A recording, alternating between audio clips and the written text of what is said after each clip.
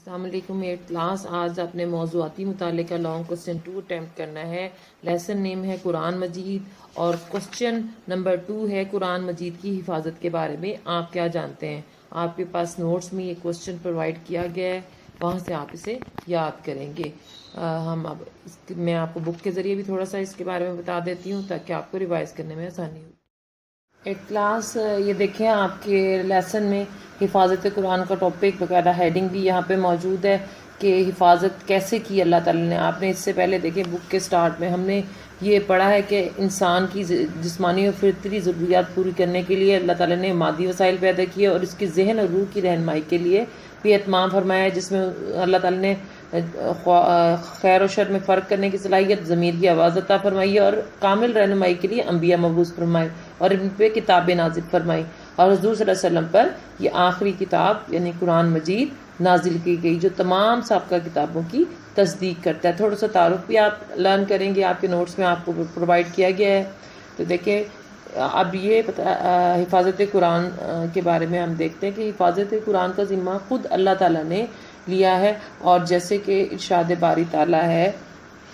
اِنَّا نَحْنُ نَزَّلْنَا الذِّكْرَ وَإِنَّا لَهُ لَحَافِظُونَ, سورہ حجر کی آیت ہے یہ, اور اس میں اللہ تعالیٰ نے واضح فرما دیا ہے کہ بلا شبہ یہ ذکر ہم نے نازل کیا ہے, ہم خود اس کی حفاظت کرنے والے ہیں.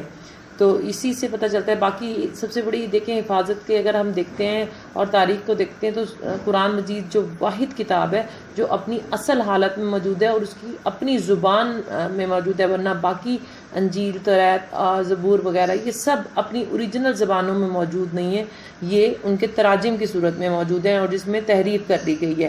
تو یہی چیز اللہ تعالیٰ نے یہاں فرمائی ہے کہ ہم نے خود اسے نازل کیا اور ہم خود اس کی حفاظت کرنے والے ہیں. اس کی حفاظت کے لیے اللہ نے جو انتظامات کیے وہ بھی اللہ تعالیٰ نے بتا دیے کہ یہ ایک وقت میں نازل نہیں ہوا بلکہ موقع محل کے مطابق تھوڑا تھوڑا کر کے 23 سال کی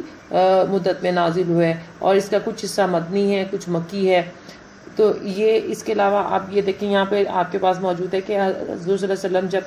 وسلم جب کوئی وحی نازل ہوتی تھی تو کاتب وحی کو بلوا کر لکھ لیتے تھے, اور یہ بھی رہنمائی فرماتے تھے کہ انہیں کون سی صورت میں کن آیات کے ساتھ رکھا جائے. مسجد نبی میں ایک مقام بھی متعین تھا جہاں عبادت رکھی جاتی تھی, صحابہ کرام اس کی نقل کر کے لے جاتے تھے اور یاد کر لیتے تھے, اور 5 نمازوں میں اس کی تلاوت کرتے تھے, اس کو سمجھنے اور اس پر عمل پیرا ہونے کی کوشش کرتے تھے. اس طرح جو قرآن مجید نازل ہوتا گیا لکھا بھی جاتا رہا, حفظ بھی ہوتا رہا. اس عمل میں مرد ہی نہیں بلکہ خواتین بھی شامل رہی, حتیٰ کہ حضور صلی اللہ علیہ وسلم کی حیات طیبہ یعنی ان کی زندگی میں مکمل قرآن مجید اکثر امہات المومنین اور اہل بیت صحابہ کرام اور صحابیات کو حفظ ہو چکا تھا. ٹھیک ہے, متعدد صحابہ کرام اس کی مکمل نقول بھی تیار کر چکے تھے.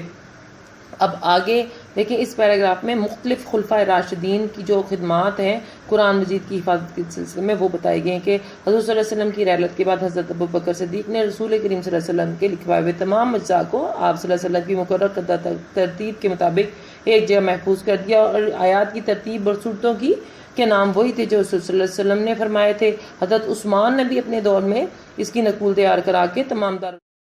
دیکھیں یہاں پہ آپ نے دیکھا کہ حضرت عثمان نے مختلف نقول تیار کرا کے صوبائی دارالحکومتوں میں ایک نسخہ بھجوایا. اس کی وجہ یہ تھی کہ آپ نے جب حضرت حذیفہ بن یمان رضی اللہ تعالیٰ عنہ کو آرمینیا کے مقام پر تعینات کیا, اور جب انہوں نے دیکھا کہ وہاں کے لوگوں کی جو قرأت کا طریقہ تھا وہ قرآن پڑھنے کا طریقہ مختلف تھا, اور ان کے جو لہجوں کے فرق کی وجہ سے قرآن کے مطلب میں فرق آ رہا تھا, تو انہوں نے حضرت عثمان سے کہا کہ امیر المومنین اپنی امت کی خبر لیجئے, یہ نہ ہو کہ یہ اس قرآن میں اسی طرح اختلاف پیدا کرنے لگیں جیسے کہ گزشتہ امتوں نے کیا تھا. تو اس سلسلے میں پھر حضرت عثمان رضی اللہ تعالیٰ عنہ نے تمام قرآن کے ایک نسخہ جو تھا وہ تمام دارالحکومتوں میں بھجوا دیا تھا. یہ سب کوسچن آپ نے یاد کرنا ہے, کمپلیٹ لانگ یاد کرنا ہے, اور کوئی سے 2 پوائنٹ آپ لکھیں.